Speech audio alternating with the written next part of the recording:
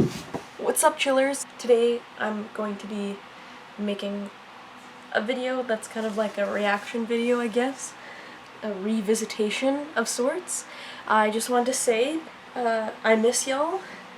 I kind of feel like I can take back to the YouTube just to kind of check in with everybody that I haven't seen and that all the people I probably won't see.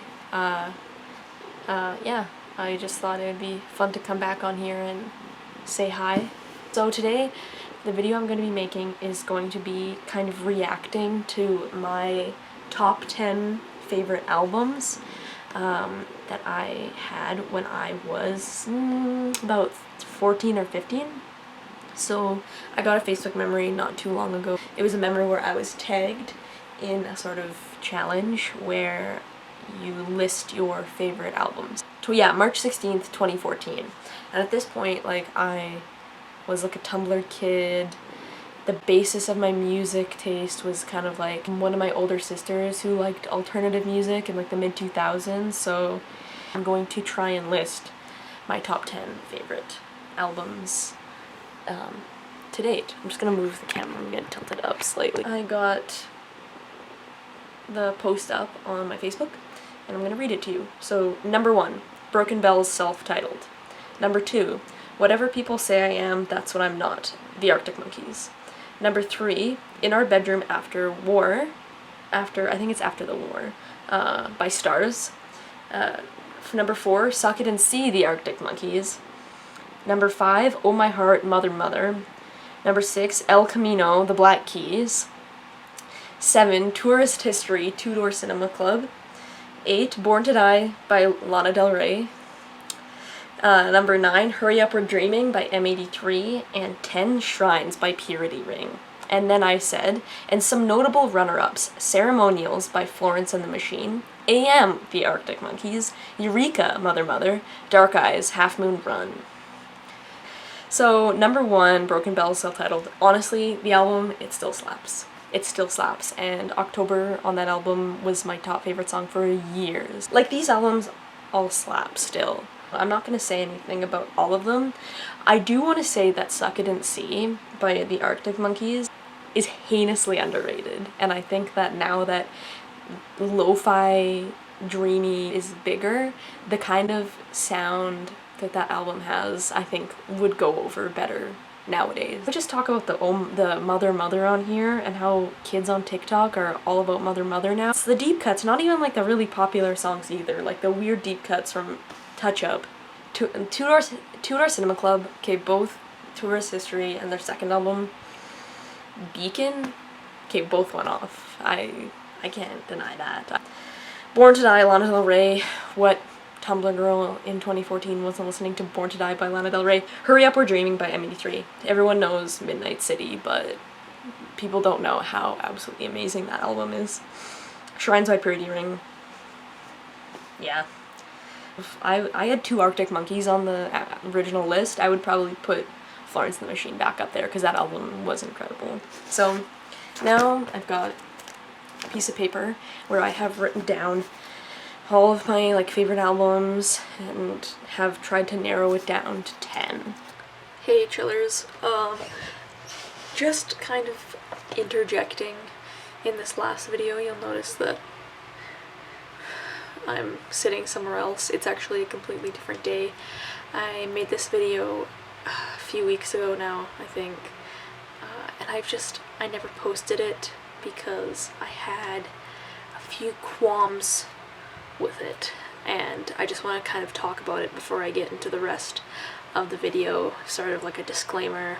So when I pick an album to be in like my top 10, usually the criteria for me, for myself, is just that it has to have kind of been around in my life long enough for me to notice the impact, whether I noticed that it made a big change in the music I listened to afterwards, or just what it meant to me in the moment when it came out and listened to it. Maybe it like really like helped me through tough times, or maybe it was just like a really good album and I kept coming back to it for years and years and years. So I kind of just want to talk about that a little bit. the albums in this list, admittedly, I'd say most of them, except for maybe number 10, are pretty much like albums that I found quite a while ago, and they have been around in my music library for years now. And so I've had time to kind of, listen to them for a long time, and they've had time to either become irrelevant to me or stay relevant. So these ones stayed relevant. I think I'm gonna say it was probably mid-2018. I kind of looked at my music library and what it's been composed of my entire life, and it's kind of always been a bunch of white dudes. I listen to a lot of music made by white dudes, and I thought to myself, that needs to change. So you'll notice this list is a lot of that. It doesn't negate the fact that they were very influential albums for me.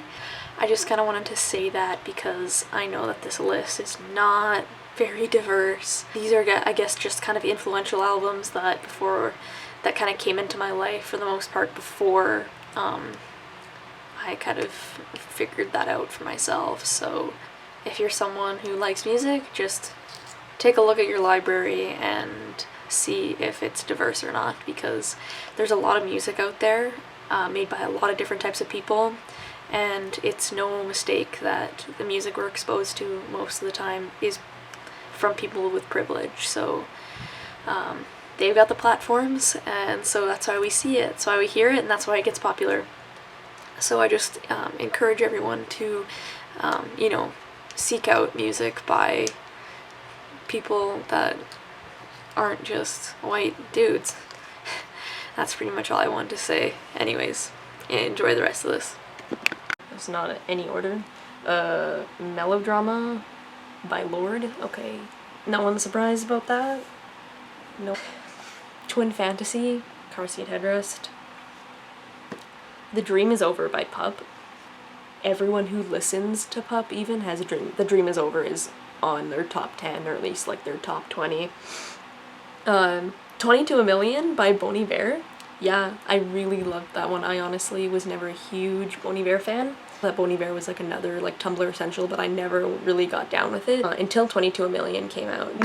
Y'all know I had to put a Gaslight Anthem album in this list, and it was between 59 Sound and Sink or Swim, but I'm gonna have to choose Sink or Swim. Just got me more, I think part of having top 10 albums is not even just ones that are you found objectively good, but ones that you found subjectively good. Like you can listen to an album and be like, wow, that is an amazing album, all the tracks are good, production is incredible. It might not hit you right there. And so next album, I have Junk by M83. Everyone knows Hurry Up We're Dreaming, but Junk, I think I've listened to Junk more than I ever listened to Hurry Up We're Dreaming.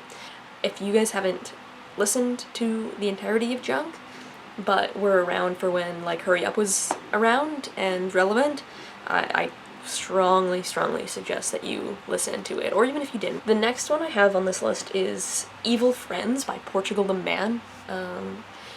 Early Portugal the Man always kind of had this almost gospel-y sound to it. Like I definitely got into it like late high school, but it still is one that like really I hold deep in my heart. There's so many like power tracks on there, so I can recall a lot of times in my life where I've been like feeling down and then I listen to it and I feel empowered again. Moving on, I have Camp Cope Self-Titled. And that was another one that I just saw on my Bandcamp homepage, and I listened to it. I don't know why I clicked on it. I see so much shit on my homepage, but every now and then I click on something and it turns out to be amazing. So we're at number 9, and number 9 I'm gonna say is Worry by Jeff Rosenstock. Again, I feel like a lot of people who listen to Jeff Rosenstock would probably have Worry on like their top album, and Worry was like the first album I ever listened to by Jeff Rosenstock. At that point I was just trying to accumulate more music in my library, so when I would see free downloads, whether it was like on a website or Bandcamp, I just like downloaded shit so that I'd have it and then I can make people mix CDs, or that I could put it, like I didn't have Spotify yet, so I could put it into my phone and listen to it while I was out and about. And yeah, so Worry was one of those albums that I just downloaded, and he actually put up like a small homemade EP on Bandcamp recently. It's kind of about life in quarantine. The first track, Department of Finance, I cried, so I think you guys should check it out too. Number 10, I'm gonna say is Teen MILF Pride Flag by Doin' Fine.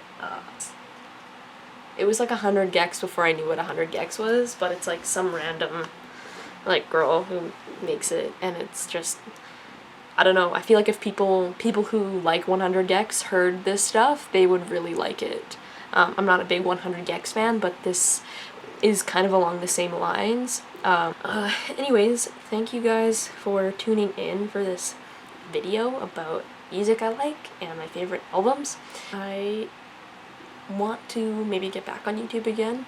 I recently got a full-time job again. I was in a temporary, then I lost it. Now I have it again. I wanted to make that PowerPoint type video, but when I went to go make it, I found out my Microsoft 365 account had been locked out because it was expired. But Harris gave me his, so coming soon. Thank you, chillers, for tuning in. I hope you guys are taking care of yourself, and I hope that I can see you all and embrace you all so soon. Probably won't happen, but when it does, I will be there. Anyways, from me and my little buddy here, take care.